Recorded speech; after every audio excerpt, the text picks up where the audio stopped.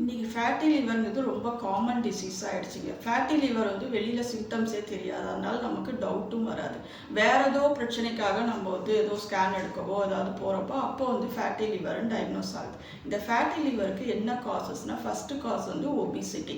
நம்ம பிஎம்ஐ வந்து 25 இன்க்ரீஸ் ஆகிறப்போ அதை வந்து ஒபிசிட்டின்னு சொல்கிறோம். ரெண்டாவது காசு வந்து நம்ம சென்ட்ரல் ஒபிசிட்டி, அதாவது அப்டமனில் வந்து ஃபேட் அதிகமாக அக்குமுலேட் ஆகுதுனால அதனால வந்து இந்த எக்ஸஸ் ஃபேட் வந்து லிவரில் ஸ்டோர் ஆகுது. நம்பர் 3 வந்து late night dinner, junk foods சாப்பிட்றது, ப்ராசஸ் ஃபுட்ஸ் நிறைய சாப்பிட்றது, தூக்க இன்மையினால், டைப் 2 டயாபிட்டிஸ், இதெல்லாம் வந்து ஃபேட்டி லிவரை காஸ் பண்ணுது. இந்த ஃபேட்டி லிவர் வந்து 3 கிரேட் இருக்குங்க. Grade 1, grade 2 and grade 3. Grade 1 வந்து நம்ம வந்து ஃபுல்லாக லைஃப் ஸ்டைல் அண்ட் டயட் மாடிஃபிகேஷன்லேயே ஃபுல்லாக ரிவர்ஸ் பண்ணிடலாங்க. அதுக்கு மெடிசன்ஸ் எடுக்கணும்னு அவசியம் இல்லை.